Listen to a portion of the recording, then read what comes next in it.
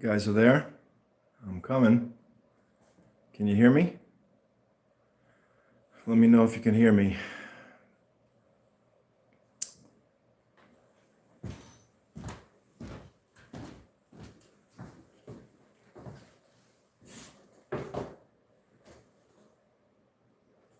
Can you hear me? Can you hear me?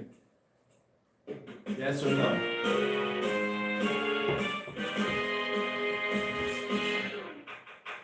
Ladies and gentlemen, welcome to the Truth Seeker Show. The show that is specifically designed to help us to fulfill our life purpose in this world properly by giving information, motivation, pleasure, and healing. I'm your extremely humble servant and host for the evening, Self-Appointed-Rabbi Eliezer Karp. I'm just trying to help you get this desperately needed information, and every day it seems more and more desperately needed. So sit back, get ready for a whole lot of truth, given with a whole lot of love, with the sole intention of trying to please our Creator finally in this generation, once and for all. What can I tell you? We can accomplish it, let's do it. We can do it, let's do it. Okay, can you guys hear me okay? Let me know if you're there. Can you hear me all right? Yes, no, everybody there? All right, I'm going to start. We're going to read Tehillim. So,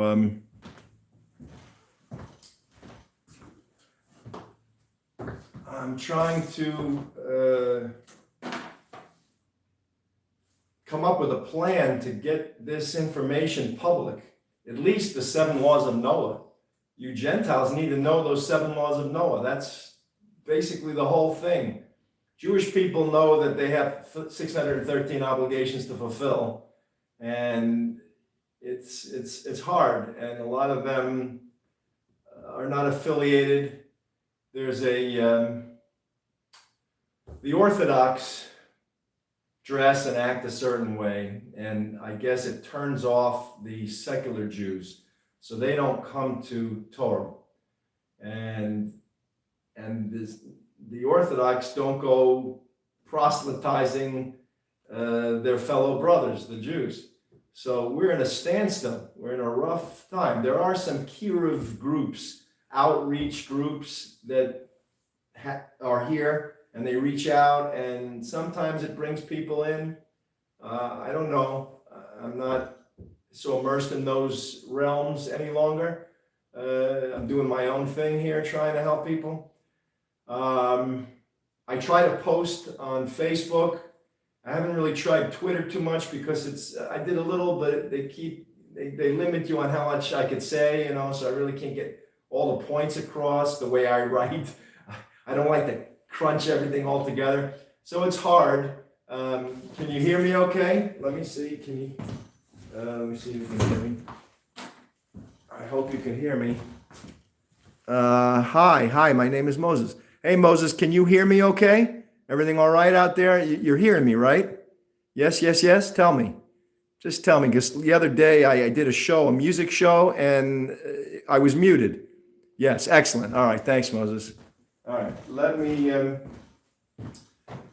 don't know why it mutes me sometimes and then other times it does not. Maybe you guys got some bright ideas. I can't figure it out. I mean, I got, maybe my thumb hit the mute button, but I don't think so. I had to flip the camera. I don't know, I touched it. I don't know if I think I did with my first finger. I don't think I did with my thumb.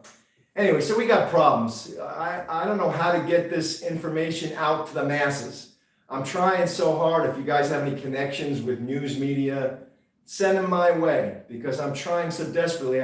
I post things on posts on Facebook, and people don't quite get it. I don't think they can't chop or understand how I speak. I don't know what it is.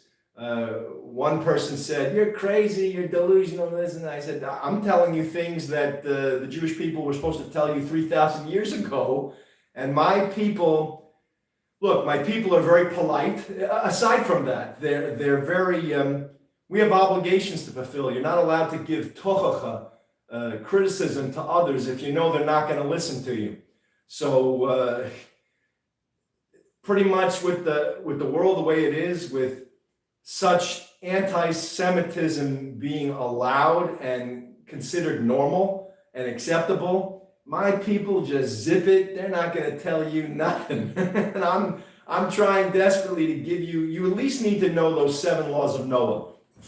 1, do not worship idols. 2, do not curse our Creator's name. 3, do not murder. Don't get into trouble. You guys are playing around. When you start saying mean things to each other, or to specifically the Jewish people, that's like the beginning of murder.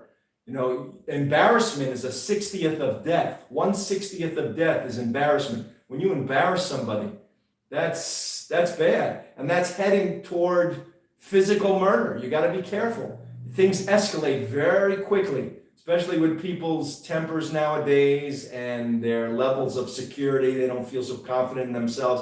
They just kick it up to like level 10 because they can't do anything in between to thwart a threat. That's just my own opinion. But anyway, so be careful. Do not murder. Do not, that's 3. 4, do not have 6 forbidden sexual relations. A Gentile male is not allowed to be intimate with his mother, his biological mother, his father's wife, if it's not his biological mother, a married woman, a maternal sister, a sister from your mother, from your biological mother. Do not be intimate with another male and an animal. Homosexuality and bestiality are not allowed. God calls them abominations.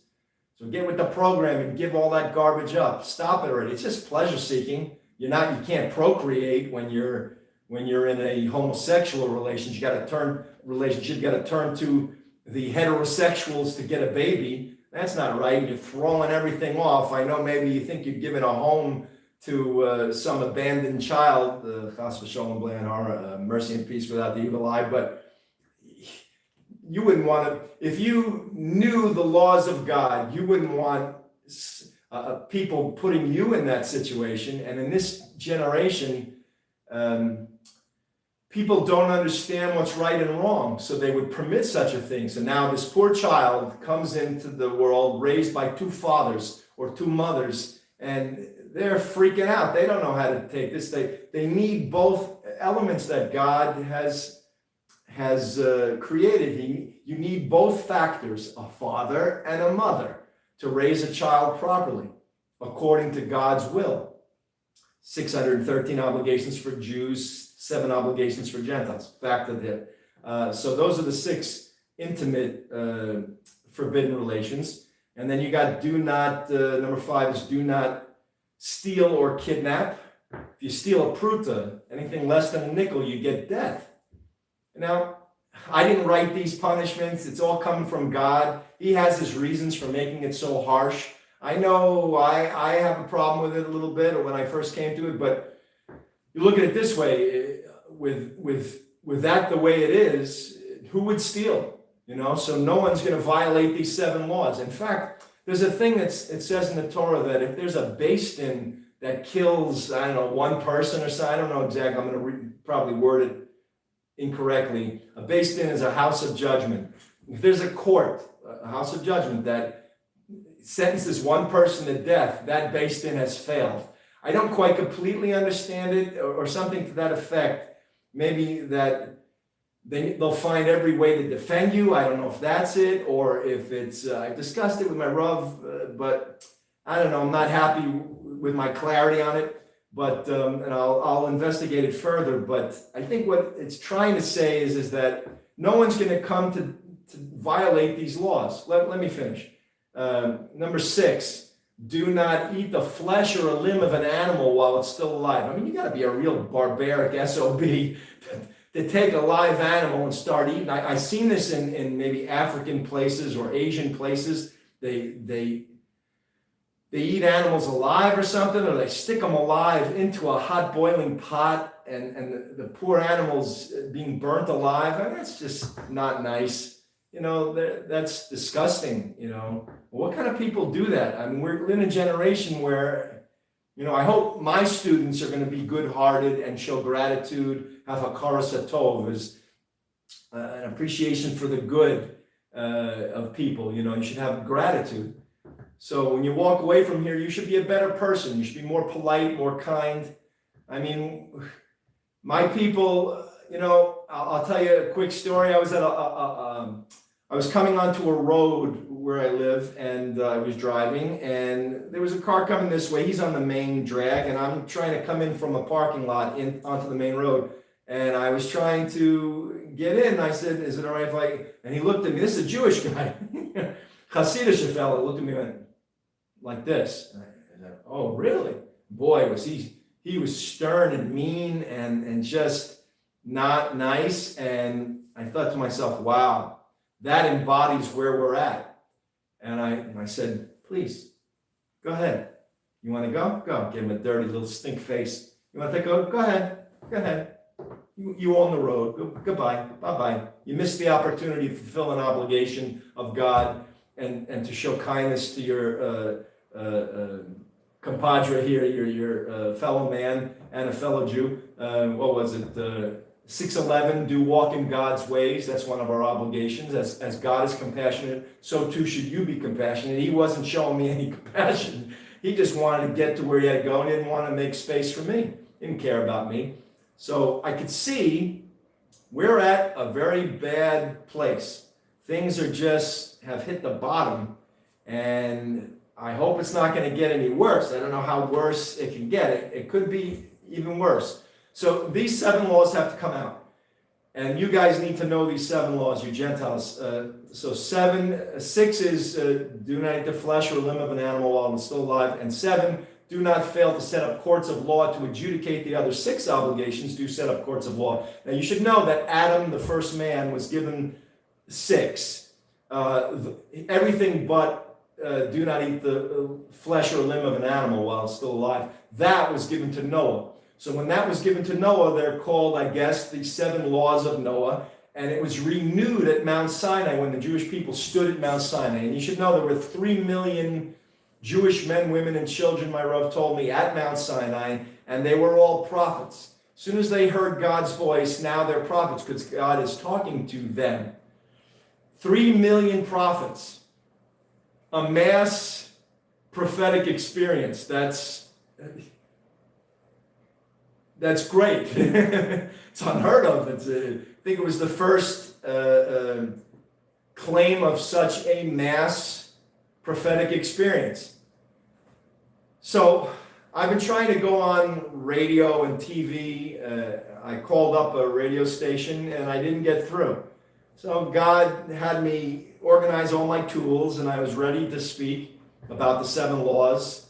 And it was the Greg Kelly show, and he's a Marine, Lieutenant Colonel in the reserve there, and my father was an ex-Marine, so I thought we had things in common, and I was already preparing my mind to approach him, but I couldn't get through, and then I finally got through, and every time I got through, they hung up on me.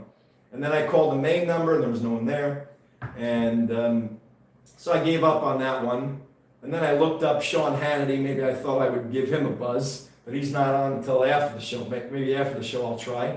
But I don't know how to get this information out to you other than what I'm doing on here, my own show. You got to tell all your friends and family, tell your family and friends to come here and learn the truth. We're going to go through Tehillim in a minute, the Psalms of David, and we're trying to go through the whole Torah, the written law, the oral law, and the codifications in English. We'll do one codification, hopefully the Mishneh Torah. Maybe we'll do the Shulchan Aruch, which is, for us Jews, it's what we follow today. Now that we're in Gullus, now that we're excommunicated from our land by God, we were kicked out. I guess we weren't too good, and I'm trying to get us to where we are good so we can go back. And I've been posting things online. I know you've probably seen them. Larry Karp, I've tried to battle falsity. I'm trying to first promote truth, teach the 7 laws, battle falsity, and battle anti-Semitism. Anti-Semitism, I think, just comes from, it's that false religion that's trying to, it thinks it has a war against mankind, and I don't even want to talk about false religions anymore. I'm getting sick of them. They make me nauseous. I feel like I'm going to puke. So forgive me, if you've got questions or anything you want to say before I get started on Tehillim, go ahead. All right, let's see here. Hold on a second. All right, my name is Moses. I got you, Moses. Yes, thank you. Okay, you're an absolute amazing, handsome man. Oh, well, thank you. Muchas gracias. Thank you so much. Wow, that's the nicest thing anyone said to me all day.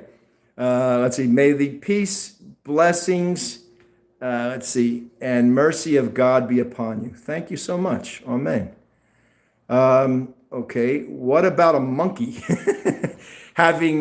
Being intimate with a monkey? That's bestiality. You're not allowed to do that.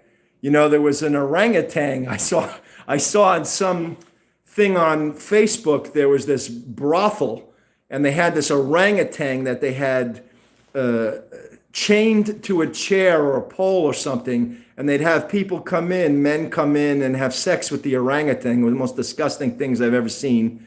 The poor orangutan looked like it gave up all hope on humanity and life and whatnot. What a terrible thing.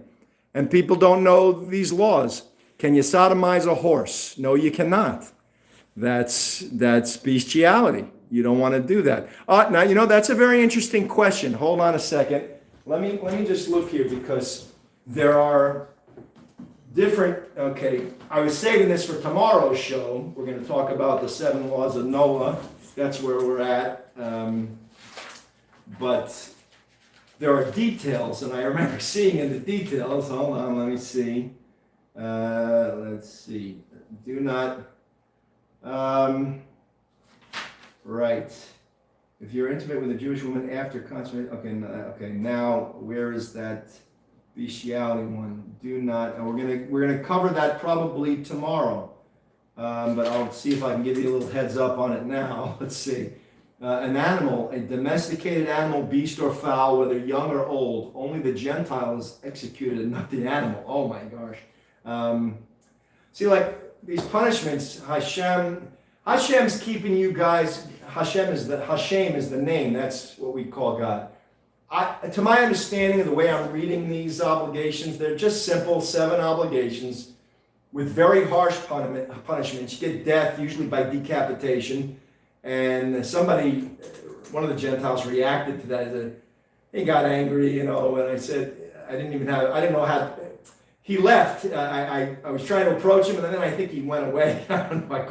I couldn't somehow explain it to him, but I think God has to try to keep the masses in line. I was saying that when you keep these 7 obligations, you could probably get in your car, leave your house, leave your house unlocked, because who's going to steal anything? They'll get death by decapitation for stealing a nickel, for stealing a pruta. Why would they ever do that? So no one's going to violate these obligations. It's got to be an idiot. Who would violate this kind of stuff? You got to get your desires in check. Get a bridle on yourself. Don't be hanging out with monkeys and orangutans or whatever. And use your head. Don't do stuff that you think is wrong. Know these 7 laws and don't violate them right now. Forget about what's going on with these false religions in the world. We'll knock them out eventually, but it's difficult because the mind doesn't quite focus on truth very well. And I notice these people especially the ones that steal my Torah, the ones in Christianity, wow, they're rough, man. It's hard to talk to them. I got a basic principle. When I was thinking about getting on these talk shows, I thought, because I got to keep it short, I can't be talking long on their time, So I thought, how could I show that all 10,000 religions are false?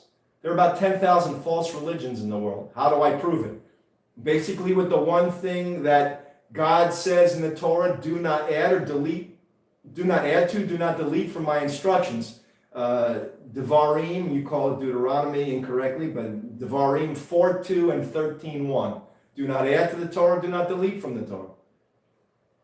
I spoke to my Rav the other night. He's older than me by 12 years, and he has absorbed so much Torah. His grandfather was a Poseik, was an authority on Torah. My Rav's a Poseik. I'm studying to be a Poseik, an authority on Torah.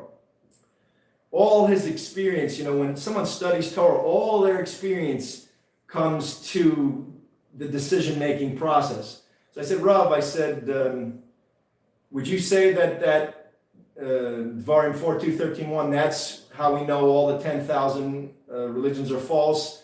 Is there anything else I need to know? He said, no, that's basically it.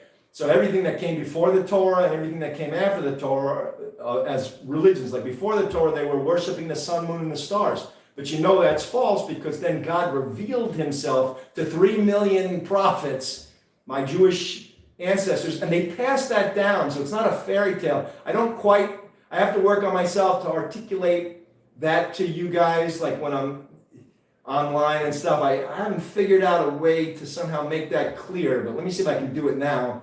You know, I'm in a Jewish neighborhood and people talk. I can just look at a person, a Jewish person, and he gives me a look and I can tell he knows that this Torah was given at Mount Sinai. It's like almost like an understated, subtle thing that's intuitive. It's just because their parents passed it down to them it was passed down from Mount Sinai, teacher to student, father to son, mother to daughter, and it just went like this. It's like the telephone game, but we don't make mistakes. There may have been a 9-letter difference in the Torah, but we fixed it, or 11-letter, I forget, I think it was 9-letter, my Rav told me once. But we play the telephone game very nicely. In fact, there's a system on how to pass down the Torah, like you say one Poseik, one sentence, and then you repeat something twice, and it was like, my Rav explained it to me once. I'll get it when it's relevant, but that's how we pass down the Torah. So that whole event at Mount Sinai, we're supposed to view it as if we stood at Mount Sinai, and we do. So I'm trying to pass that on to you because I'll tell you, if ours is not true, certainly these other false religions are not true, especially Christianity is based on my Torah. So how can it be true if these 3 million witnesses were not prophets and did not hear God's voice? Christianity has no chance of even basing their false claim on us. But I used to have a saying when I was on the radio in New York. I used to say, without the claims of the Jewish people and the Torah, without the claim of the Torah and the Jewish people, there would be no Christianity, right? But I also say, but with the claims of the Torah and the Jewish people, there is no Christianity. Because if you knew our claim properly, you know you're not allowed to add or delete from the Torah. You know you cannot use my written Torah without the oral Torah. The written Torah and the oral Torah were both given at Mount Sinai at the same time. They were both oral at the same time until Moshe wrote down the written Torah. God dictated both to Moshe. He told him, okay, an eye for an eye, a tooth for a tooth. Write that down. So he wrote that down. But it means monetary compensation. It doesn't mean that you poke out someone's eye. That's just ludicrous. So God told us what it means, and there's tons of these things. Tefillin, it says, God told Moshe, write down, there'll be a sign on your arm and between your eyes, and okay, fine, you write that down. But it means tefillin, and it looks like black boxes with straps, and you wrap them around. I think I showed you like weeks ago how to put on tefillin, how to wrap, to my knowledge, how to do it thus far in my learning. I know there's other ways that may be better, and I'm also trying to uncover the real truth, because like my Rav puts on 2 pairs of tefillin, because there's 2 opinions. There's the Rashi, and then there's the Rabbeinu Tam. So he puts on both. I use the Rashi tefillin. I'm not putting on no Rabbeinu Tam at this point. It'll drive me nuts. I have no time. I got no wherewithal for it, and I don't understand the Rabbeinu Tams. I don't see the point in it. And I'm going to figure out a way to get one set of tefillin that incorporates both opinions if need be, or whatever the truth is. I'm going to try to uncover it. Anyway, so I couldn't find anything in here about the animals, like when you commit adultery, with a married woman, if it's done in a usual manner, the accepted manner. I thought I would find something with the animals, but I don't think I noticed anything there. So let me get back to your questions. Okay, so let's see. Can you sodomize a horse? No, I would say no. It doesn't strike me as that's something. Maybe it's not in the usual manner because you're not having intimacy with it. I'll ask on it at some point, but My gut reaction is no. Can you sodomize a horse? I do not think so. And I wouldn't make a practice of it. It's going to ruin you spiritually. I wouldn't do it. Stay away from that. That like messes with that. Why would you want to mess with an animal? You know, it's hard enough just to find a wife. Just find one wife and make her your own and love her, and she'll be your helpmate. She'll help you fulfill, if you're a Gentile, you'll fulfill these 7 laws of Noah, and she'll help you marry a nice Gentile gal, and she'll help you. She'll be your helpmate. If you're Jew, we Jews are only allowed to marry Jews. So I'm looking for my helpmate. She's got to be a Jewish woman who wants to fulfill God's will or can help me do so. All right, let's see here. Moses says, when I was young, I was always angry, but my grandpa said, control your emotions, and there are a lot of bullies on my school. They always swearing on me, but if you stay strong and you don't react, then why can't I, then the what? There's nothing else. There's no then after. Don't react, then the, I don't see it, Moses. I don't see anything. And then you said, hi. Okay, I got you, hi. I don't see the rest of your comment, though. All right, yeah. Don't get angry. Try to stay in control. God's watching us all the time. You got to internalize that. God's got eyes on us. So everything we do, he's concerned with. This is a test world, a challenge world. You know, one of my friends that I went to high school with put up a post on Facebook and said something like, they have an ailment and that they're trying to get rid of, and I don't want to mention their name or embarrass them or anything, but they said something like, I wish things would return to normal, you know, and I wanted to tell them that there is no normal. This is a test challenge world. You're constantly being tested and challenged. You're not going to get no peace. There's no peace here. There's no peace here. I hate to be the one to break it to you. This is a world of fulfilling challenge. It's exhilarating. It's exciting and great. You don't think about it like that. You think about trying to do the right thing in the face of all adversity. You got these obligations. You know, like these false religions, Christianity, they do away with obligations. You're not in the game of life. You're not playing by the rules that God set up. And he's watching, and he don't care what you got these false religions, and you're bowing out of the dynamics of reality. You know, and you want to stay like that. My friends fight tooth and nail to stay in that false religion. I tell them, listen, you got 7 laws of Noah, that you're going to have these obligations, and you can be rewarded or punished. You don't want to be punished, do them. Oh, no. We're not obligated by the law anymore. You know, they got all kinds of excuses that they've drummed up over the years, and they're wrong. They're wrong. God still wants Gentiles to fulfill these 7 laws, Jews to fulfill the 613. You Gentiles can convert and take on the 613 if you want to do more, but maybe it's best that I scare the heck out of you. So that scare you straight, just keep the 7 and then master them. If my Rav thinks you can convert and should convert, I also think you should become Jewish, take on the 613. You'll get more out of this one existence if you know the 613. So we're going to study tomorrow on the other show. It's more of a practical show. This is going through the whole Torah. The one tomorrow, we're going to go through the 7 laws of Noah. I'll kind of slide in there the 10 steps to immortality probably after that maybe. And then we'll go right into the 613 and study all the details of the 613 so you understand how God thinks and what's important to him. He doesn't want us getting tattoos. He doesn't want us slashing ourselves. He doesn't want us speaking. You're not supposed to embarrass anyone with words or actions. You know, online on these social media things, boy, people are just saying everything possible that's wrong against the Torah. I mean, the way we talk to each other online, it's despicable. It's like a lesson in how to do everything possibly wrong against the Torah, against God's obligations. You're not allowed to embarrass anyone. You're not supposed to mislead anyone with words or actions. You're not supposed to give. If I pull up to a stop sign and I ask some guy, hey, buddy, how do I get to 5th and whatever? And he said, oh, take the left and the right and the day. And it's completely wrong. That's against an obligation of God. You're not allowed to mislead people with words or actions. Don't hate anyone. Don't hate a fellow Jew in your heart. Don't speak lashon hara, evil speech, gossip. You're not supposed to talk about people like that. That's not good. All right. Anyway, so my friend, and I didn't mention who it is, and I'm just saying they want things normal, and I feel bad for them and I don't want to chime in and say something because I don't want them being angry at me. And I have lots of friends who share the same view as this other friend, and I don't want to come along and rain on their parade.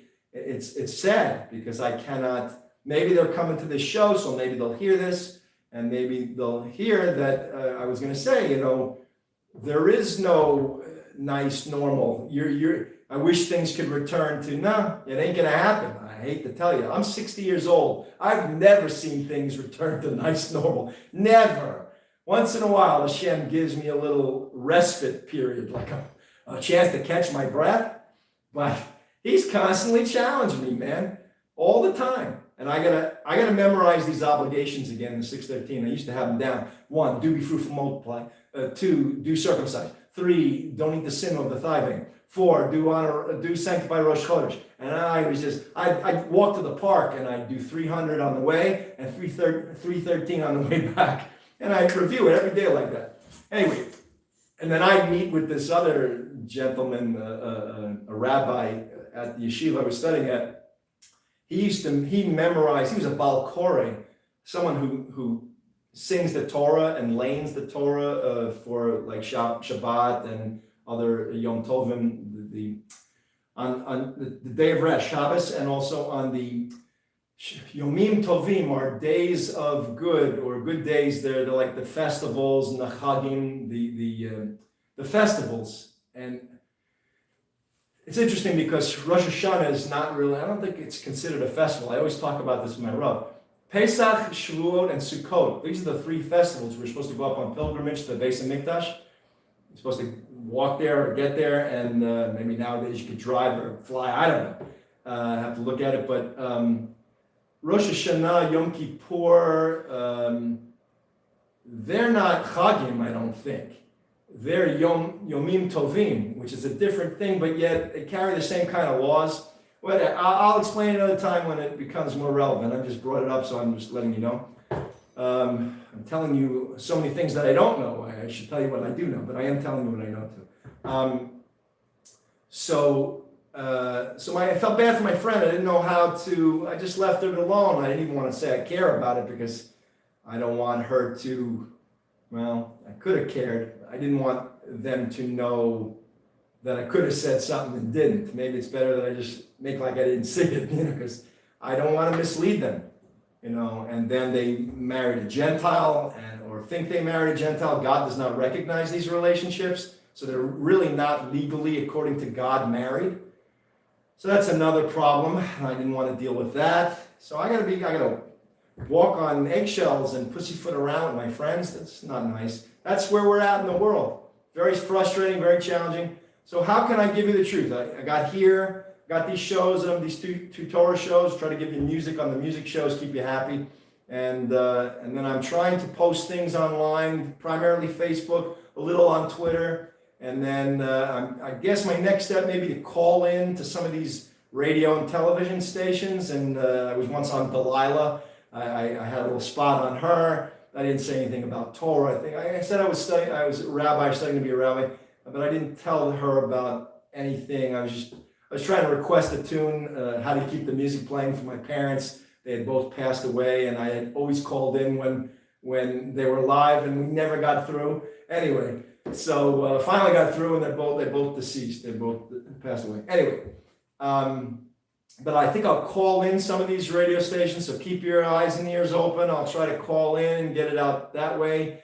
I called a bunch of TV stations just recently, and I emailed them pitches. I sent it to Fox and CNN and I think MS Now, MSNBC, and ABC, I think CBS, and I think I have it on a paper inside, but I think it was like seven stations, and I started with that. Hopefully they'll pick up the story. It's to save lives. I don't see why they wouldn't, unless they're afraid to get the truth. You'd rather die by a false religion that wants to take over the world than hear the beautiful truth of God's real and only instructions? I don't quite understand your logic. Don't you want to? The 7 laws of Noah are easy. You're not subservient to us. You're subservient to God. We're just your teachers. We're just teaching you what God taught us from Mount Sinai with the written and oral law. Later on, Rabbi Yehuda HaNasi wrote down the oral law because we were being persecuted and he thought we'd forget it. So we wrote down that, and then we had a further explanation. So we wrote down the 2 Talmuds, the 2 Gemaras, which became, when you combine the Gemara with the Mishnah, Rabbi Yehuda HaNasi wrote down the Mishnah. When you combine the Gemara with the Mishnah, it becomes a Talmud. So there are 2 Talmuds, the Yerushalmi and the Bavli. The Jerusalem Talmud, which was first, and then the Bavli, the Babylonian Talmud, which came about 100 years, my Rav said, after the Yerushalmi. I'd get you the exact dates or something probably. I have history books here, but whatever. And that's how the Torah, so the written was once oral for like a few minutes, whatever long it took. Maybe not minutes, could be hours. Moshe had to write it down, days, whatever it was, 40 days and 40 nights, and he wrote it down in the desert there. Then they spent 40 years in the desert, being punished for transgressions and whatnot, before they got to Eretz Israel, to the land of Israel. I put up a nice post on Eretz Israel. My Rav helped me with it. God created earth.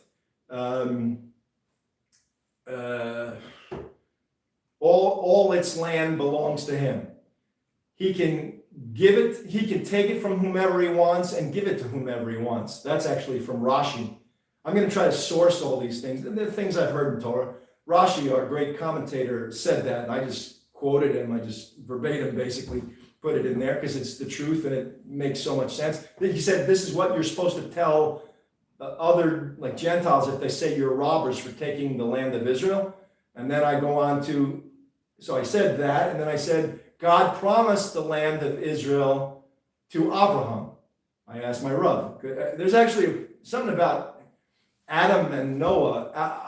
We were talking about Adam and Noah, that Adam, I said, what was Adam? Was he a Gentile? And he said, no, he was closer to, don't quote me on this yet. It's a little hazy in my head, but he was closer to a Jew. I said, he figured out the Torah too, like, I think. Because I know Abraham figured out the entire Torah before we even received the Torah. Moshe received the Torah. Like Moses there, right? Thanks for listening. Moshe received the Torah at Mount Sinai, and those 7 obligations for you Gentiles were renewed at Mount Sinai, but Abraham figured out the entire Torah through logic. And then we were talking about Adam and Noah, and I think my Rav said Adam also knew the Torah. I gotta ask him again. Don't quote me on that. I was a little taken aback. I'd never heard that before. And then I think Noah had also knowledge of the Torah. Like you could figure it out logically. I don't quite know how that would be. Maybe it's possible. There's some things you're not going to know logically. Not to combine wool and linen. You can't combine wool and linen together. It's called shatnez. It's one of our obligations. How would you know that? I don't understand that logically. I don't know. Maybe you could look at those 2 materials. Maybe if I were more into how materials are being used, then I would know, I would say, wow, maybe you really shouldn't combine wool and linen together because it maybe does something. Like you said, you want to have, you want to sodomize, God forbid, a monkey or whatever you said. That could cause you a certain callousness that you don't want. I know this is hard to believe, but mankind was once a little nicer to each other.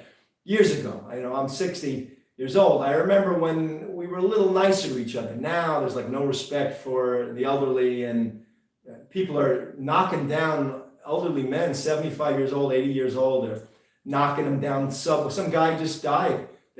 Some some person got out of a hospital and he pushed this elderly man down a flight of stairs in a subway, and the guy died or something, to my understanding. There's like no respect. They hit this other elderly man, and they pick on the weak. It's not right. It doesn't. You shouldn't be touching anybody. Stay out of their dalet amos. Stay out of their four. A dalet is 4 aleph, beis, gimel, dalet, amos. 4 amos, and amos is a measure. I don't exactly have it in front of me, but there's like a dalet amos around every human being, and you stay away. Stay out of that dalet amos. You don't get in the person's face. Sometimes you've got no choice, like if you're at a crowded concert or something and you're all huddled together, it's kind of hard. But even when you're praying, sometimes I've been in places, synagogues, where we're so tight in there, it's hard to have your own dalet amos. So you're not supposed to even get into someone's dalet amos, let alone touch somebody. You don't touch somebody if you can help it. You gotta be careful. Even in nowadays, you do things as a gesture of kindness. Hey, buddy, how you doing? Hey, don't touch me. Some people get very angry. They don't want touching. Some people are germaphobes, which is not good. That's against Torah too, I would think, because you're not allowed to, you're not supposed to look too closely at how God does things. So a germaphobe is like right on top of, it must be, look at this microscopically. Don't get too close, man. Don't. If you look too close at what's going on in the environment, you'll freak out. There's other things going on. There's spiritual stuff going on. Angels, demons, all kinds of stuff. Just, you worry about fulfilling obligations and don't look too closely. In the Torah, it says, do not get into Hashem's business. I'm not wording it right. I forgot the wording, but just back off. So don't touch people because they don't like it. I don't even think we should shake hands. I don't know why that became a custom. Not everybody's clean. Somebody touched their nose, they stuck their hand, who knows where, you're gonna go shake their hand. Hey, just, how you doing, buddy? Nice to see you. My dad was an ex-Marine. Oh, hey, nice to see you. Let me see if there are any more points. I'll get it. I'll do this one psalm here. Let's see. Yeah, don't pick on bullies. Try not to get picked on by bullies. All right. You know what? Here's a theory about bullies. Don't look like a nerd. Try not to be a nerd. There's a thing. Bullies have a tendency to want to pick on nerds. You got to be someone who they don't pick on. Look like you could hold your own in case things came down to a scrapple. You know what I'm saying? You don't want to hurt anybody. And in fact, I'll tell you, the Rambam says you're supposed to wing somebody in the arm or the leg. You don't kill somebody. Don't hurt. If you cannot wing them in the leg, then you may have to hurt them worse. But your first choice is just to do something to diffuse the threat by incapacitating their arms or legs. All right. Let's read this Tehillim here, this psalm.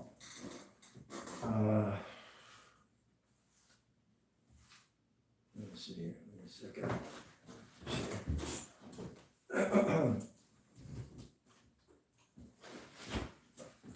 Okay.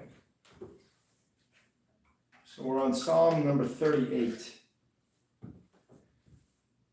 It's 23 sentences. We'll do this one, and we're moving slowly like a snail. I know, I'm sorry, but maybe until the world gets away from these, until the world gets to the truth, where every Gentile is fulfilling the 7 laws of Noah and every Jew is fulfilling the 613, and all these false religions are gone. I don't know how fast we're going to move. We're moving as fast as we can.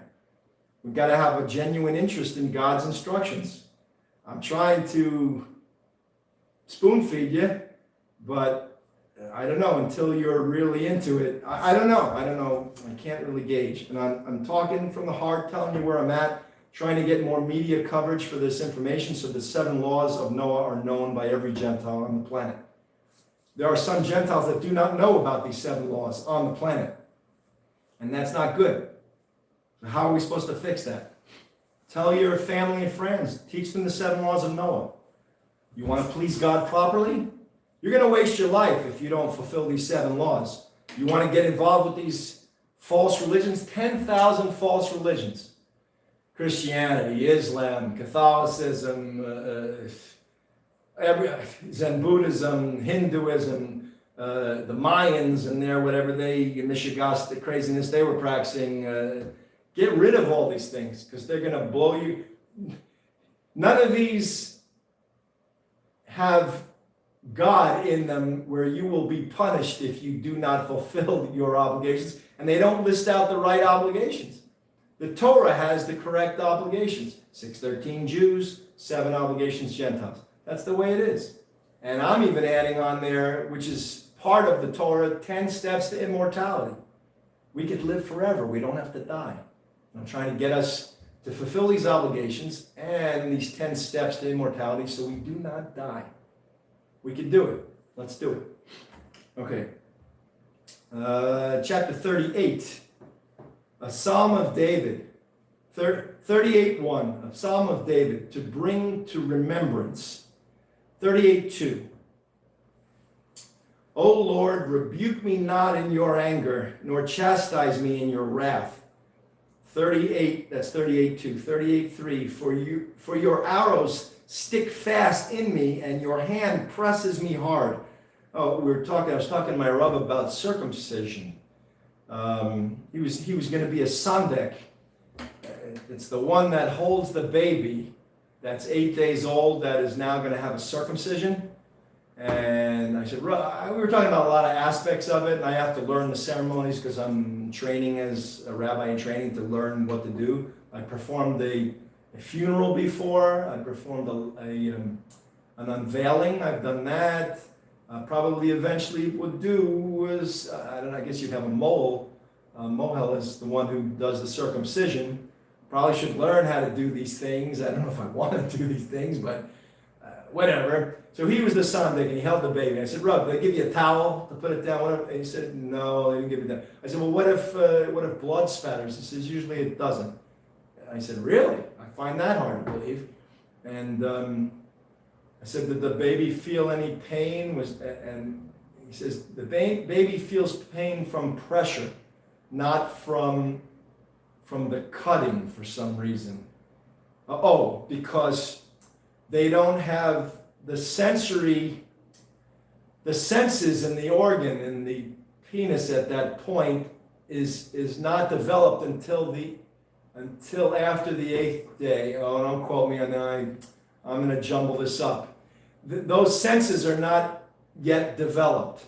So the baby supposedly does not feel any pain. My Rav's father, who was a master of medical issues, told, I believe, Rav Moshe Feinstein, my Rav's grandfather, and my Rav, that it's the pressure that the baby is crying from. It feels pressure.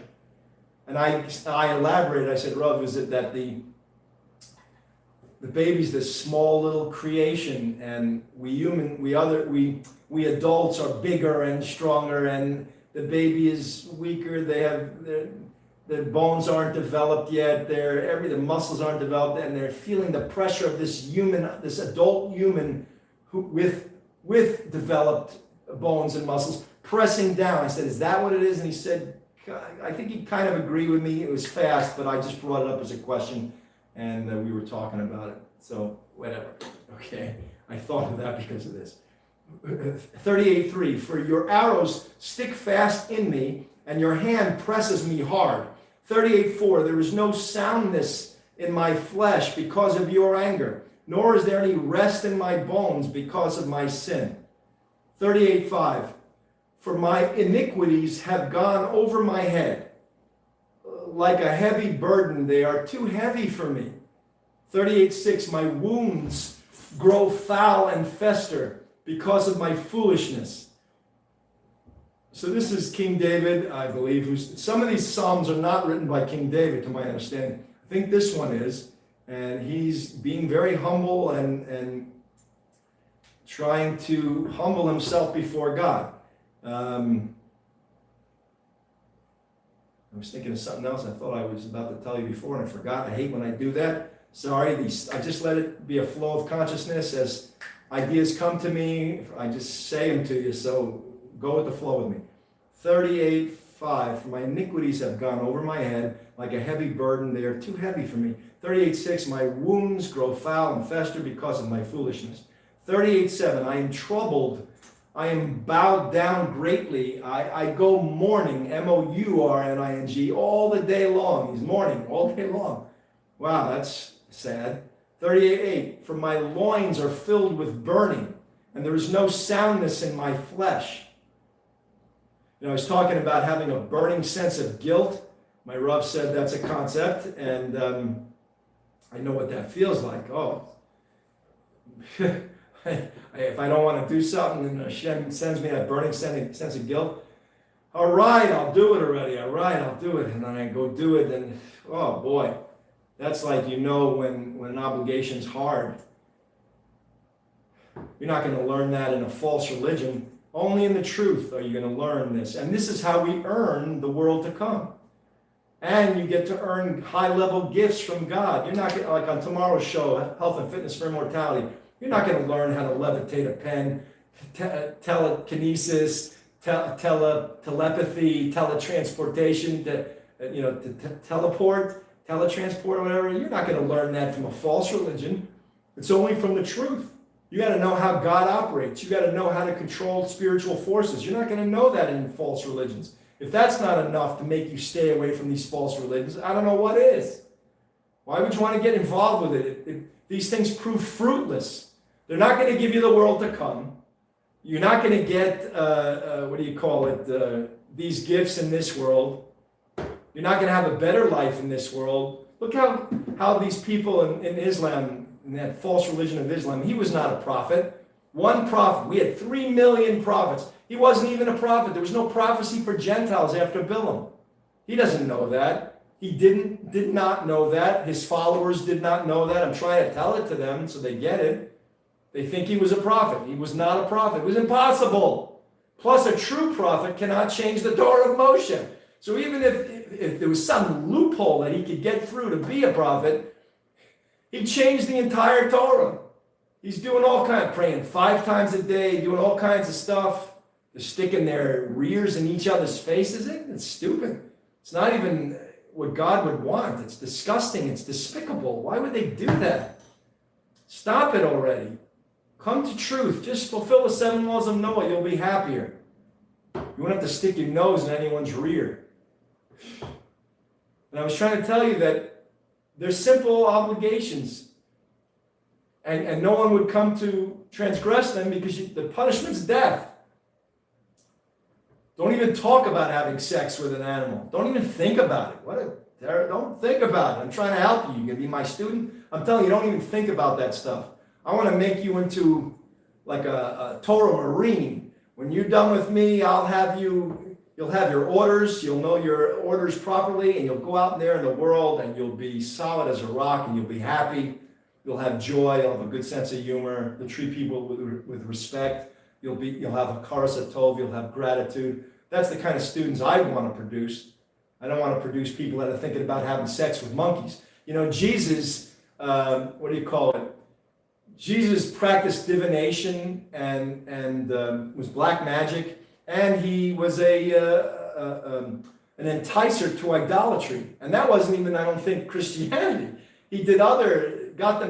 He enticed people to other acts of idol worship, I think, because Christianity came later, but doesn't show the guy's track record. Anyway, he made an inappropriate comment about some female innkeeper to his rabbi, Yehoshua ben Prachia, who was like a very high-level rabbi. So he's studying with this high-level rabbi. It's like if I were to go study piano with Bill Evans or something like that. You know what I'm saying? I mean, here I got a high-level teacher, even though I don't agree with everything Bill Evans played. He wasn't really into the lyric. I don't think he conveyed the message of the lyric, but that's a whole, I couldn't find anyone else in my mind. My teacher is probably higher level, but he's not as well known. Vince Maggio, he was very into lyrics, made me sensitive to lyrics. Most music is lyrics with musical accompaniment, so the musical accompaniment is subservient to the lyric. The the verbal language, the words that are being spoken. So anyway, so Jesus was this student of Rav Ben Prachia, and he asked him a question, something really bad, or said something, she was cross-eyed, or he said something like, "Oh, what a fabulous innkeeper we have." Rabbi Ben Prachia said that, or something like that, to appreciate the hostess. And Jesus said to him, "But Rabbi, she's cross-eyed, like she's not so pretty," or something. He wasn't talking about her physical beauty. He was talking about her hospitality, her kindness as a hostess, right? So Rabbi Ben Prachia excommunicated him. It even says somewhere in the Gemara, I think my Rav told me that it was Rabbi Ben Prachia's actions were criticized, like, hey, maybe you're a little too harsh with this Yeshu guy, maybe you should have been a little easier. He kicked him out, and then supposedly Jesus kept coming back to apologize. And the one time when Rabbi Ben Prachia was about to forgive him, he was in the middle of davening. I got to check that story with my Rav. And he said said, "Wait a minute," and Jesus thought he was pushing him away again, and then I think he gave up. Then he became a rogue Jew, practiced divination, went off the path, and did this enticing to idolatry, which you're not supposed to do. You can get death for these things. I told you what those punishments were. I don't have it in front of me right now. But, so, I think it's 4 something, maybe 4. Hold on. Is it like 474 or something? Let me think.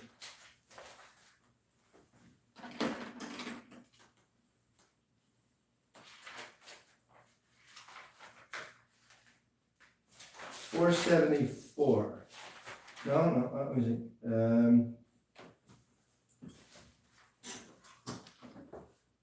I don't see it. Maybe I'm in the wrong. I forgot what it was. I wrote it in one of the posts. Oh, here it is. Don't practice divination. Someone said it was sorcery. Okay, divination, you get a flogging, and I was unsure as to what the punishment. It could be more than that. That's black magic. Sorcery, this is Devarim 18:10. It's for both of them. Don't practice divination. Don't practice sorcery. For sorcery, it's death by stoning. That's what we Jews get, death by stoning. So, now, he was a Masis, my Rav said. He was definitely a Masis. That's an enticer to idolatry or idol worship. Let's see here. No. I had it before. I was looking at it the other day. That's why I got to memorize these things. Then I just have it for you right away. I need to do that. My fault. My bad. Sorry. Let me work on Masis. Okay. There you go. 462. I told you the number on that other one. It was, that other one was 510, do not practice divination. 511, do not practice sorcery. I think it was said that he was a sorcerer-ish. Death by stoning, but I'm not 100% sure. I'll have to double check. But my Rav said he practiced kishuf. It's black magic. Now, this other one, which is more troubling, do not entice an Israelite toward idol worship. Devarim 13:12, death by stoning. That's what you get for practice. 462. Okay, and there are other laws of a Masis from like 457, 458, 459, 460, 461, and then 462. Do not be a Masis. Do not entice an Israelite toward idol worship. Now, he was taking Gentiles. I don't know. I don't want to elaborate on it. That's all I know is that's what supposedly the Gemara said he did. Okay? So, why did I bring that up? We were talking about, what were we talking about? I'm lost. See if you got any other questions before I get back to the psalm. I'll finish up this psalm and that'll be it. Let me see. Anything else you want to say? No? Okay. All right. I figured out when the other day I was on a show the music show, and I was muted. I figured out how to finally get the comments. I pressed a button, and I had nothing to lose at that point, I guess. So I pressed that button. I saw all the comments come up that I was missing. All right, we're on 38:9. I am feeble and crushed. I groan because of the tumult of my heart. And that's when you're really bothered by doing things wrong to God, 38:10. Lord, all my desires before you, and my sighing is not hidden from you. 38:10. 38:11. My heart throbs. My strength fails me. As for the light of my eyes, it also is gone from me. 38:12. My lovers and my friends stand aloof from my plague, and my kinsmen stand far away. I guess no one wants to have anything to do with him. He's in his own self-torment, right? 38:13, because he's transgressing, he wants to apologize, or he wants to somehow make it up to God. He doesn't want to be punished. 38:13. Those who seek after my life lay snares for me, and those who seek my hurt speak mischievous things and plot deceits all the day long. King David had a lot of King Saul. I think he had dementia or something. I don't know. I thought there was like the first written case of Alzheimer's. I don't know. I was always asked my Rav about that because I took care of my dad. He had Alzheimer's, and he didn't know who I was after a while. I'll tell you a quick joke. This is a true story. My dad. I thought my dad was putting me on because he would always kid around with me and my brother. Had a good sense of humor. He was an ex-Marine, a musician, played for Tony Bennett, did a lot of interesting things in his life. I think he came from an Orthodox background, but I'm not sure. Anyway, when he was in the heart of the throes of not knowing who I am, and I can't believe him. I was firstborn and doesn't know who I am. He kind of remembers my name, but he doesn't really know me completely. So I said, Dad, you're a genius. I want to check him out and see if I can play on him a little bit. My dad would do this to me. So I did this to him to see what he would say. I said, I want to see if he's really putting me on or if he's serious. I said, Dad, you're a genius. He said, what do you mean? I said, you woke up one morning and said, what year is it? And suddenly I got your wife, your car, your house, all your bills, and all your problems. so we're laughing. And somebody says, how do I know you? He still gets me. I couldn't put one over on my father. So I guess he was telling the truth. He once started walking. We were in a hotel because there was a hurricane and we had to stay in a hotel because our house had no power. So we went there and he somehow got out. I should have slept in front of the door and I don't know why I didn't. He got out and was walking to find a bus to get to New Jersey from Florida. And I said, oh boy, thank God the police found him and we got him home safe and sound. But that was like the scariest time. So if you have a parent like that, take good care of them. It's hard. Their brains got to be a step ahead of them because they're very slick and shrewd. They're not doing it to be mean. They're just being themselves. And think about what it feels like for them not to know who everyone is around them. That must be very frustrating. And be a nice person with them. Have good respect for your parents. Take good care of them. Don't mistreat them or anything. Don't make them wish that they're not with you. Make them think, okay, if worse comes to worse, make them think, all right, I don't know who the heck this is, take care of me, but they treat me pretty nicely, so I'll stay. Where else am I going to go? At least they should have that thought. I always thought about that with my father, and I hope I made it so he felt that way. He ended up in a veterans nursing home. They took pretty good care of him, but he was hitting people there too. He was hitting me.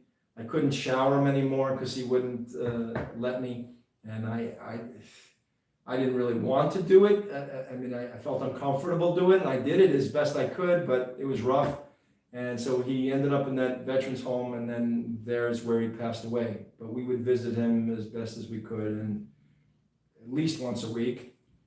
And I'm not too happy about that. I wish I didn't want my father to go to a nursing home. I wish he could have stayed with us. If any nursing home he would be in, I was glad it was a veterans nursing home. So that was helpful. But it wasn't a nice thing. I don't wish it on any of you. Your parents should have good health. Make sure they eat right. Stay away from sugary garbage stuff. Stay away from processed foods if you can help it. Don't eat a lot of greasy garbage. Treat your body like a temple. Take good care of it. Exercise. Make sure you exercise. Have your parents exercise. I saw one of my colleagues from high school's mother is in great shape. She's like 80-something. She's running and doing jumping jacks and all kinds of, like, wow. I mean, I was impressed. I never saw such feats of gymnastics coming from someone at that age. And she's in good shape. She should live long and prosper. And Hashem should bless her. Okay, where are we? Let's finish up. Sorry. All right. 38:14. But I am like a deaf man who does not hear. I am like a dumb man who does not open his mouth. 38:15. That was 38:14. 38:15. Thus I was like a man who does not hear. I was like a man who does not hear, and in whose mouth there are no rebukes. 38:16. I guess like he's got nothing to say. He was acting like a mute. In today's world, it's kind of like that. Like everybody's a deaf mute. No one knows what to say anymore. So I say some pointed, truthful comments that would put the whole world on the right track, and they're like dumbfounded. Which way did it go, George? They don't know what the heck to do. They hear that and they're like, you must be nuts. No, I think you're nuts. You don't know what's true anymore. I'm trying to teach you the truth. I said research. I didn't even, get angry at they should call me names. I said, go study it, go research it. You'll see every word I said was true. It's sad. But this is the truth. 7 obligations, Gentiles, 613 Jews. This is what God wants. And wanted for 3,338 years. Probably even earlier than that, because if Adam Marisha knew the whole Torah, which I can't quite figure out how that happened, then it's even further. Civilization or the world ends and supposedly it has 6,000 years, and then we're in 5,786. So like 200 some odd, 220 some odd years, and then that's the end. So now's the time to master these obligations and earn the world to come. Do it. You could do it. We'll help each other. We'll make it easier for each other.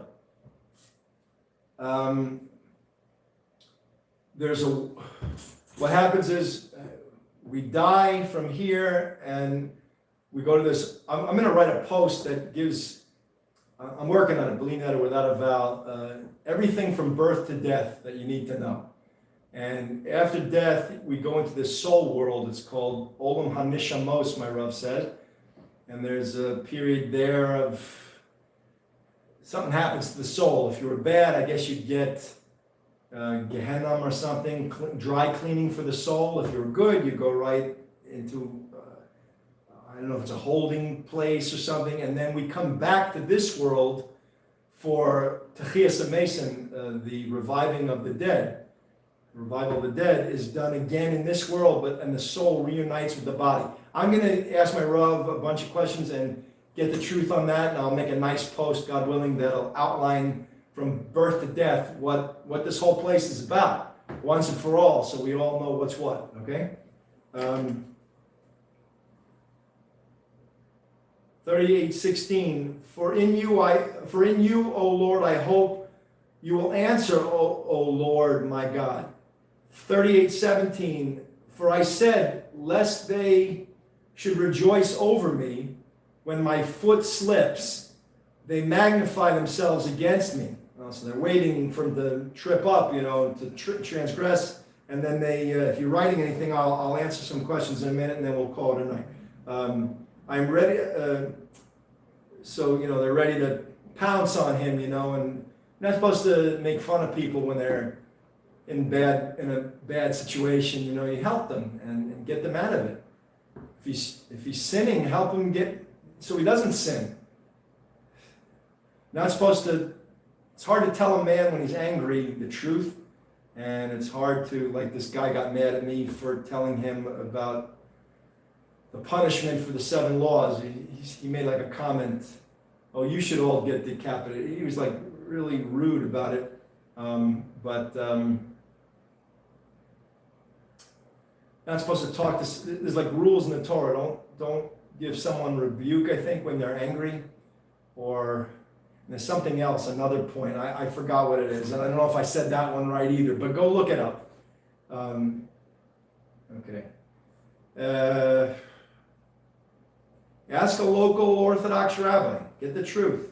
You should be latched onto a group. Oh, I joined the B'nai Noah group for the 7 laws of Noah. I wanted to check out if my post was too harsh. So I put it in there, and some guy said it was kind of harsh. So, there was an anti-Israeli protest in Brooklyn. Stop those things. This false religion is doing anti-Israeli protests. Oh, and then we got that Naturi Karta. That's not a good group. Oh, all the Hasidim were excommunicated. You should know that. There's no rabbis in any Hasidish group. How can you have a rabbi in an excommunicated claim? They should latch onto the Messorah. I understand them. I love them. My fellow Jews, my fellow Gentiles. But stop doing these things and stop protesting. You're trying to take over the world, I know, and you're trying to kill Jews, I know. I've seen it written in your false document. Oh, so I said do not add to the Torah, do not delete from the Torah. You cannot write a New Testament or a Quran or any other type of document that goes against God's instructions. Torah means instructions. These are instructions on how to use this world, how to fulfill the purpose of life properly. We're alive in this world to earn the life of the next world by fulfilling 7 obligations if you're not Jewish, and by fulfilling 613 obligations if you are Jewish, and by fulfilling 10 steps to immortality if you're both a Gentile and a Jew. That's the purpose of life. The Torah helps us fulfill that purpose. It gives us the instructions. It tells you how to fulfill the 7 laws of Noah. You need the written law and the oral law. And it tells you how to fulfill the 613. Written law, oral law. There's no way of escaping that truth. That's the system. That's the way it works. Sorry. It's a beautiful system. I don't apologize. I'm apologizing because you're dumbfounded that you had a false religion and now you got to give it up. Give it up. I gave the mayor of New York the post. I sent it to him. I did not hear back from him. I said, Mr. Mayor, I trust that you are a truth seeker and that you want to please God properly. Please read this post that I post to help all Gentiles and Jews. And then I went on. I said, Bilam was the last Gentile prophet. There was no prophecy for Gentiles after Bilam. God removed prophecy from Gentiles after Bilam. Since Muhammad was a Gentile who was born after Bilam, it was impossible that he was a prophet. Plus, a true prophet cannot change the Torah of Moshe. So, he's not a prophet. He was not a prophet, is not a prophet. Impossible. You guys have 7 laws of Noah, whether you like it or not. I got 613, whether I like it or not. That's the way it is. That's the reality of this existence. This is a challenge test world. Get the obligations, the correct obligations, so you can pass the tests and overcome the challenges and solve the problems and find solutions. That's what we're here to do.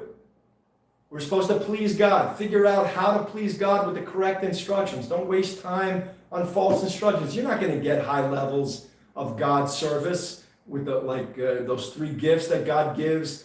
Ruach of Kodesh, the Holy Spirit, Nevuah, prophecy, and Techias Mason, the ability to revive the dead. You're not going to get it from false religions, only from God's true instructions.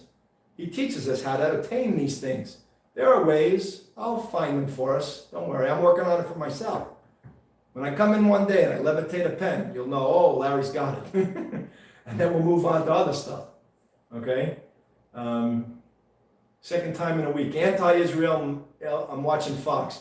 I got it on without the volume. I'm reading the underscoring there, what do you call it, the subtitles. Anti-Israel mob hits New York City for second time in a week. Shouldn't the mayor put an end to that? Why does he allow that type of behavior?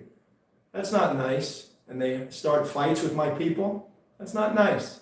So the mayor did not reply to my post. I did it to help him and save his life and to save all his constituents' lives.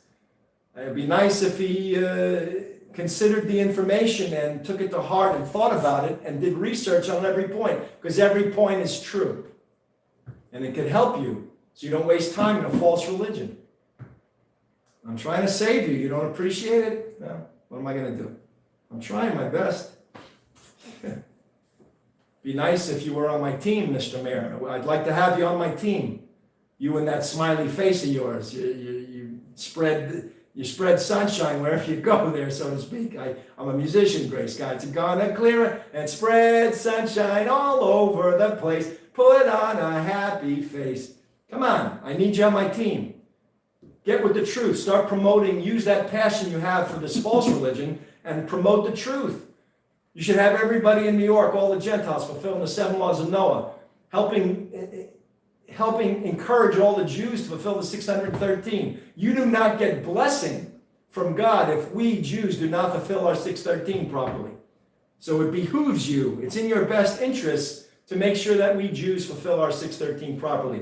Stop fighting with Israel. You should be, after reading my post, you should fulfill the 7 laws of Noah. You should help all your constituents fulfill those 7 laws. You should help the Jews fulfill the 613. You should protect the Jewish people. You shouldn't allow these types of mobs of Gentiles with a false religion going over there confronting my people. They don't want that. I don't want that. You don't want that. Believe you me, you do not want that. God will punish you. You think you're so smart. He's already wiped out all of your financial backing from Iran and all those leaders that promote that false religion. They're gone. They were gone in an hour.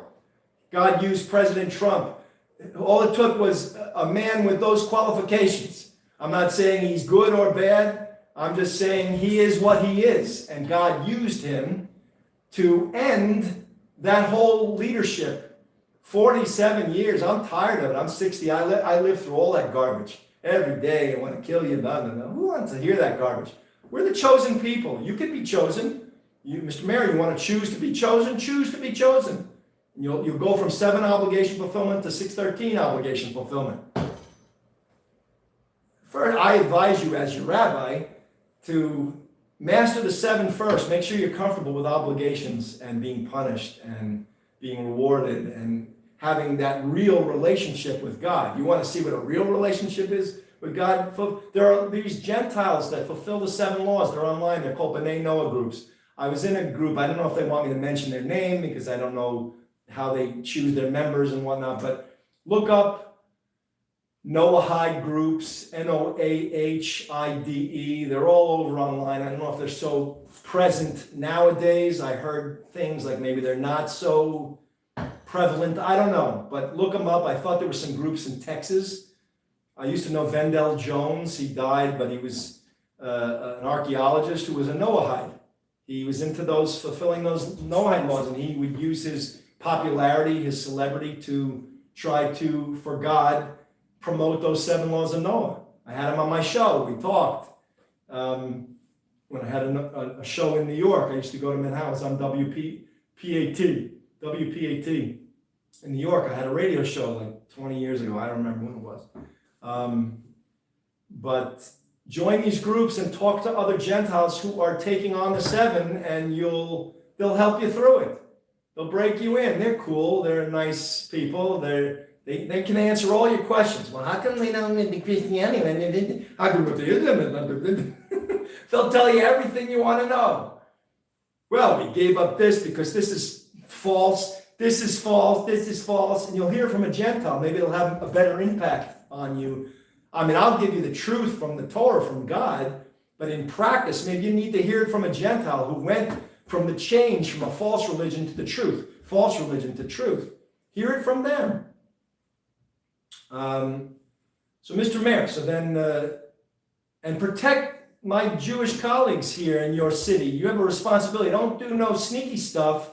If you're just doing all that smiling, and you get that smile. I was trying to practice your smile, see if I can get it down. It's, well, that hurts my face. Yes, that smile. That's so. What a smile. Whew, takes a lot of work. I don't know if I can do it. And then if you're like, planning to take over New York and take over the country and the world, I know you got those ambitions with a false religion. God's not going to help you. You see, he knocked out all the Iranians. They're done. They're just playing like they're okay because they can't, that's their last plea for their false religion. Their last effort is to not look like they're being hurt or whatever. They're incapacitated probably. They do somehow have some power, I guess, with some missiles or something. I don't know, whatever, but they're basically knocked out. And all those people yapping, they want a death to this, death to that. They're done. They're gone.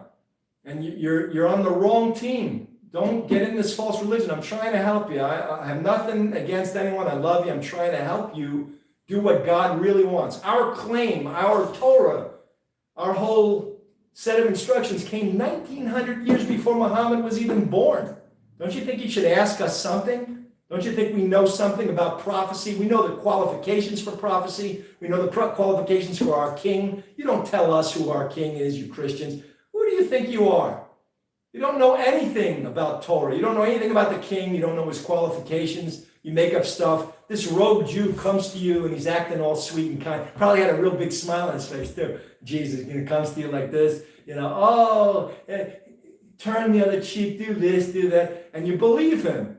And he's a rogue Jew who was excommunicated from Rabbi Ben Prachia, and he's practicing black magic, and he's an enticer to idolatry, and you're naive. And he probably took you, he probably took you away from what you really need to know. If he was really Mashiach, if he was really our anointed king, he would teach you the 7 laws of Noah because he has to be well-versed in the oral law. And he did not. You don't even know. You talk to some Gentiles who are in Christianity, they don't even know what the 7 laws are. They never heard of it because they deny the oral law. You cannot understand the written law without the oral law.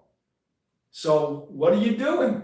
Get out of that false religion and all its offshoots. Catholicism, all that other garbage. I don't even want to say it. It makes me nauseous. I'm going to puke. Thank God I didn't eat anything. Get rid of this false religion. Stop it.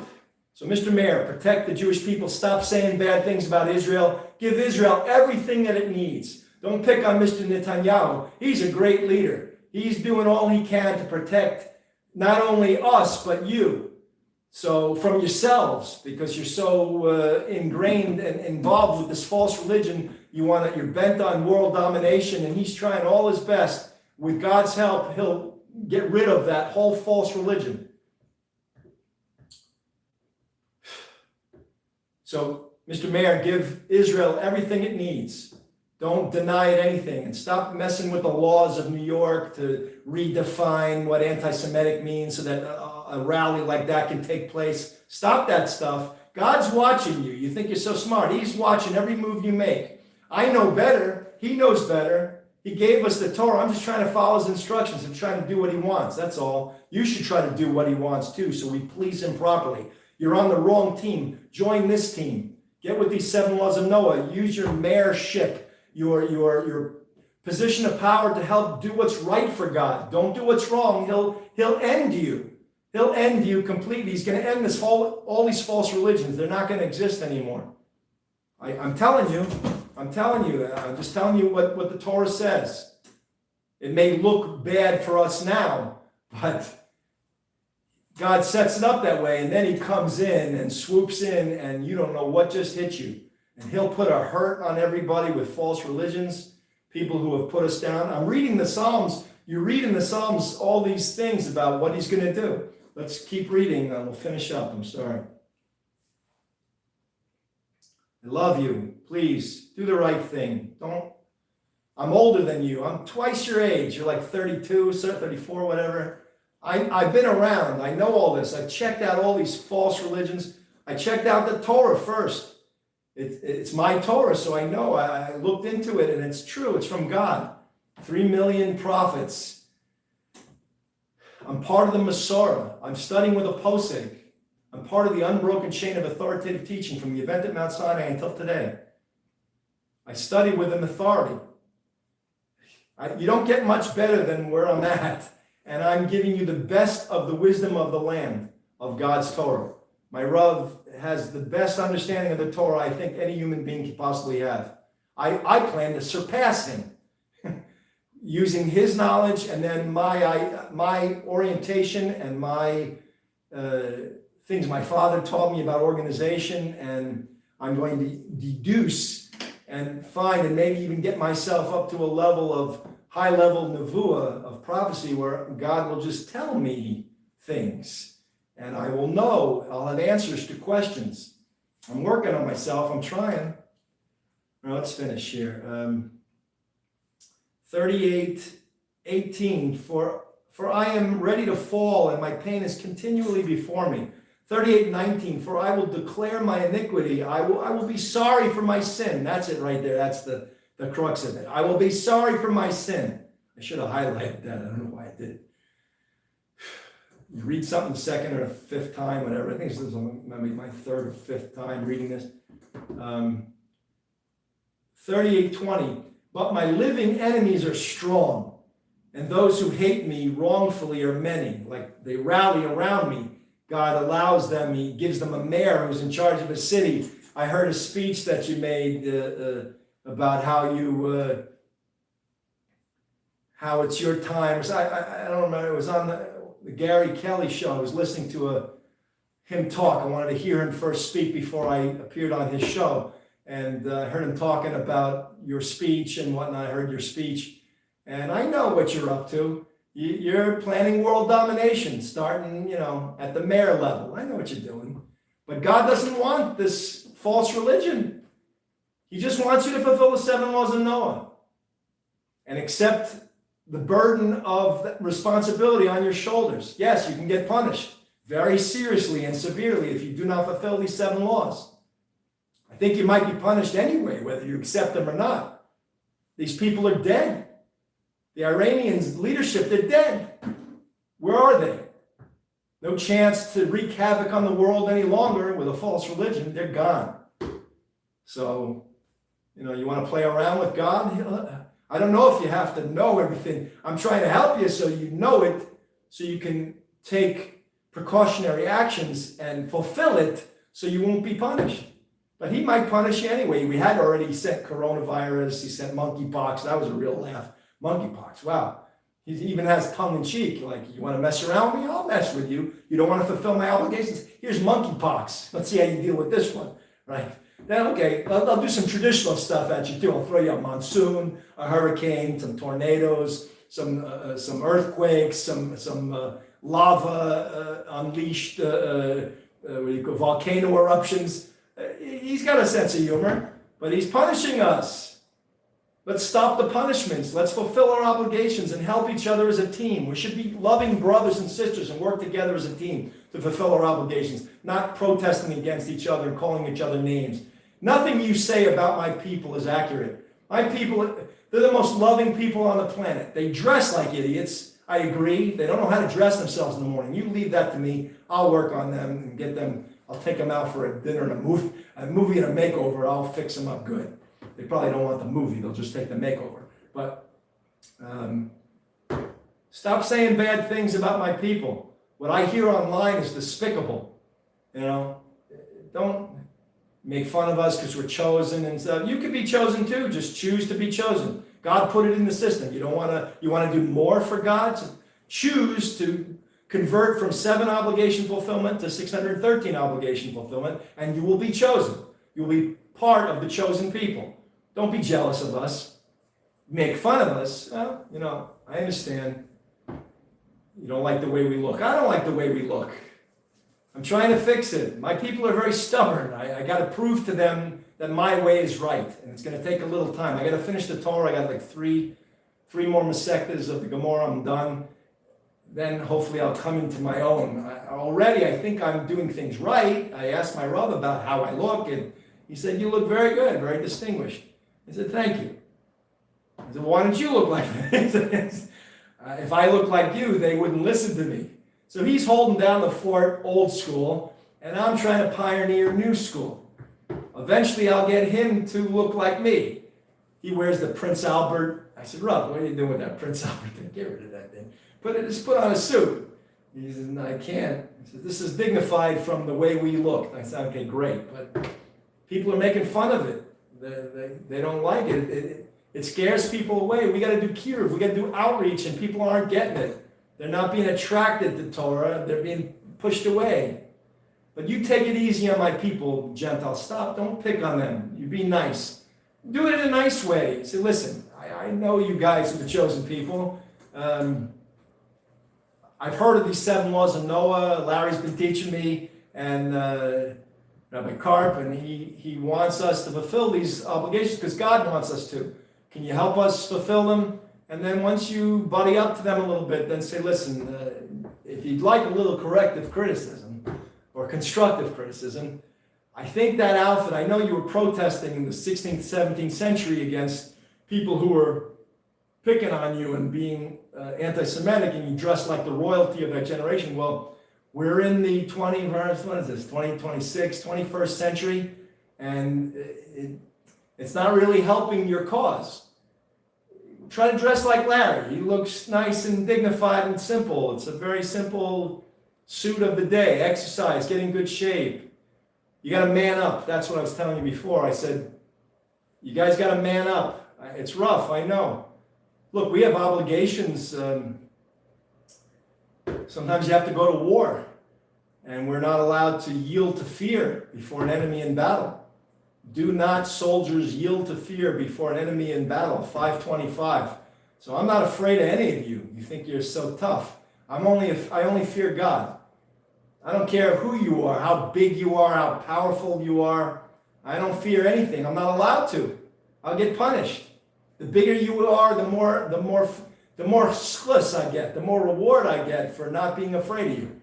I'm not going to be afraid of you. There's nothing that you have that scares me. Nothing.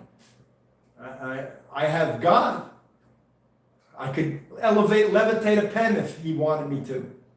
And I had a special relationship, and if he ever wanted to flick it on, he'd flick it on, and I'd have it like this. So, whatever.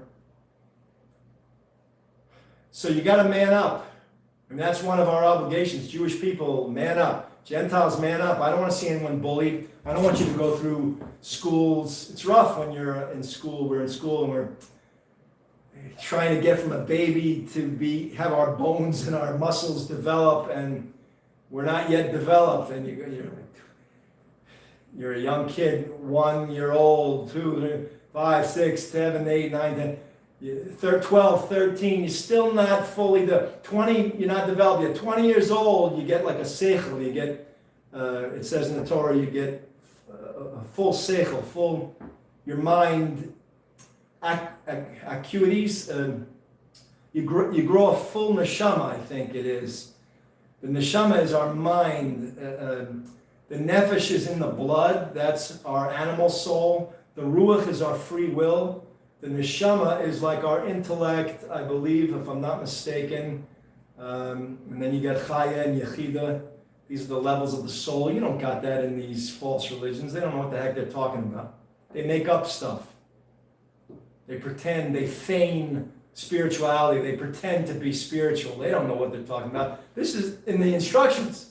5 levels of the soul, 10 sphirot, 10 worlds, 10 emanations, 10, supposed to know what those are. If you're going to meditate, you got to know what the 10 sphirot are. We'll save that for tomorrow's show. Maybe not tomorrow, but eventually that's part of it. We'll see how far we're able to get. My Rav said I can't get too deep with the oral law with you guys. Maybe when all Gentiles become Jews, then we could talk openly about things. And even then, you're not supposed to talk about Kabbalistic things with common people. Only special people, I think, that are on that level to talk those things. We'll get to it in its due place and time, just letting you know. So where were we? I don't know why I said all that. You don't think I feel for you guys? Every night I go to bed, I'm crying. I feel uncomfortable. I feel bad for you guys. I wish we could. I see such hatred online. I know you're trying to fulfill your false religions and stuff. It's not right. Give it up. God does not want these things. He's going to punish you. He already punished you. They're dead in an hour, 45 minutes. The end of that leadership, that 47-year yappity yap, done. In 45 minutes, done. 38:20. I like this 38:19. I will be sorry for my sin. 38:20. But my living enemies are strong, and those who hate me wrongfully are many. Wrongfully, they hate us. I was saying, we're the best people on the planet. We may not dress so well, but we have the best hearts. We do the greatest things for God, for humanity. We take care of every black cause. People who are black, who have who are impoverished, we give tzedakah, we give charity, we stand up for black rights, we stand up for Hispanics, we stand up for everybody. Russians, Ukrainians, doesn't matter who. Jews are always there to help everybody. If you didn't have Jews, you'd have a terrible world. But it ain't going to happen, because God ain't going to let it happen where you get rid of us. We're here if we're gone, then his purpose does not get fulfilled. He wants his obligations fulfilled. And that's what we're here for. My Jewish colleagues, you better wake up. I need you. I need you on the team. We're supposed to be a light unto the nations. Don't turn a blind eye when I post my stuff. I know you're a little afraid. Wouldn't hurt you to put a like on it, or even a care at least. Put a care, a like, a love. Show that you support the truth. I'm coming out with the truth, and I got no Jews backing me up. One guy says to me, I never heard any Jew ever talk like that. Excuse me. And I said, well, first of all, everything I'm saying is the truth. I study with an authority, and all my information is authoritative. And then I said, this information is what most Jews do not know, yet they should. And then I said, it's right for it to come out now, or else we're headed for rough times, which you see we are. So, why did I say that? I'm tired. Oh wow, I'm talking long. Sorry. For 38:20, 38:21. Those who render me evil for good are my adversaries, because I follow after good. Those who render me evil for good are my adversaries, because I follow after good. 38:20, do not forsake me, O Lord. O my God, do not be far from me.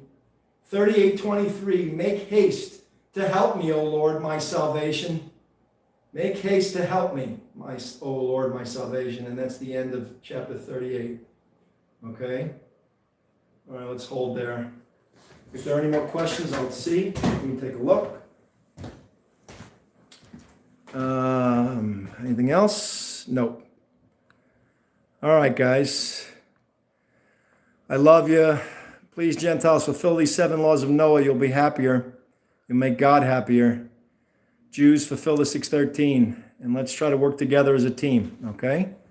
All right, have a good week. Make every action an obligation, fulfilling action. And let's try to please God. Bye-bye.